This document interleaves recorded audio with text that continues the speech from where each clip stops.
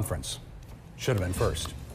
Okay, now let's talk about our weather, and let's turn to our first I'd like team. to be in Always Arizona. first team. I'd love to be in Arizona right now watching the Broncos play. Because the weather is considerably nicer than here, is that what you're saying? It's like temperatures in here 70 degrees. Wait a minute. Now, are you saying that you're getting tired of the snow? Is that what you're saying here? I am a fan of snow in the mountains with rain in the valley, okay?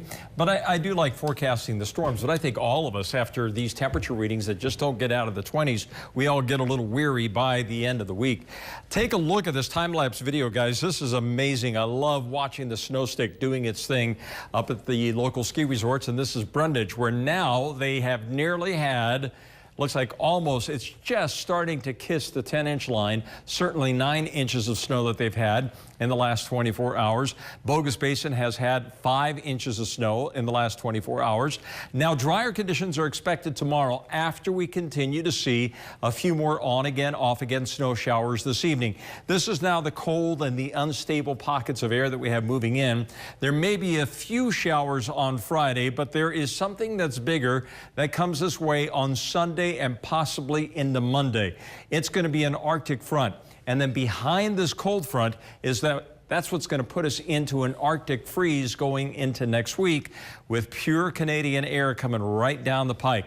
The temperatures outside right now, in fact, this is some of the warmer air that we have seen so far this week. 32 degrees right now in Boise, 28 degrees in Mountain Home, 24 in Ontario. That's at least one of the nice features you get about a storm. As these storms come in, they typically have a tendency of stirring the atmosphere just a little bit, and that keeps the really, really cold, frigid air from sticking around for too long. Some of the snow showers are now moving into southeastern Idaho, affecting parts of the I-84 corridor. But you can see there's a little wave of moisture there. There's a little wave of moisture there, and another little wave that's coming in from Baker City. So little waves of occasional snow showers will continue to move in on again, off again tonight into the early morning hours, and then things will begin to dry out in earnest tomorrow. On our satellite imagery, you can see how that flow has been coming in right from the Gulf of Alaska and affecting much of the northwestern part of the country down through the Gem State. We'll continue to see the occasional storms with this flow. For example, something comes in here on Friday. Doesn't look very impressive, but we might still pick up a few snow showers every now and then. But look at what happens going into Sunday. It's on Sunday when the jet stream starts plunging down toward the south, and that's going to invite this area of low pressure to come in, which is going to pack some cold air. Now, the secret is that once this storm moves through Sunday and Monday, look at what the jet stream does. It comes in right out of the Yukon, and that's going to put us in a deep northerly flow. So I'm going to say a Yukon Express is going to be affecting us through much of next week, especially on Tuesday, Wednesday, and Thursday, with very, very cold temperatures. Could be the coldest temperatures of the season thus far. So on the Futurecast, around midnight tonight, scattering hit and miss pockets of snow at midnight. Through the early morning hours, we could still see a few snow showers here and there. Patchy fog is possible in the morning.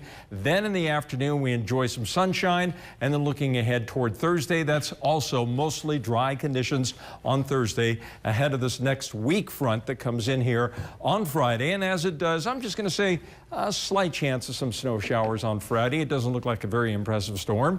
And then partly cloudy skies Saturday. Then a chance of snow on Sunday into early Monday. But look at the temperature readings, Brent. On Tuesday, the high 15 degrees, the low 6 degrees. That could just be the beginning of the Arctic wave we'll be seeing next week. The mountains will be seeing some snow showers tomorrow.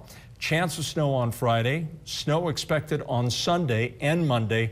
And then we start turning cold up in the mountains next week as well. So I think the big story is the potential for the Arctic outbreak next week. Where we'll get down into the low double digits. Oh, we could, with this kind of a flow, we can easily see temperatures that go sub-zero on us in the valley. Okay. Yeah. Well, for overnight lows. Put an extra log on the fire. Thanks. I think so. Coming up on KBO.